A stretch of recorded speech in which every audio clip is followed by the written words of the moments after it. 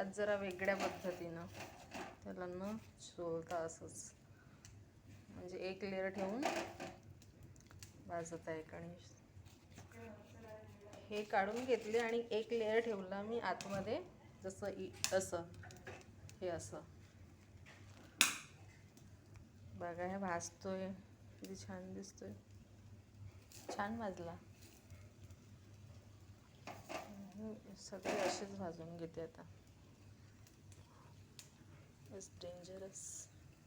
बघू शकता मी हे काढलं आणि यातच फक्त एक लेअर ठेवला आणि हे असे भाजून घेतले बघा. म्हणजे आतमध्ये शिजतील आणि तो कवच वरचं भाजेल. टर्फल होल आणि it's ready to eat. Look, it's very nice looking. Thank you. Bye.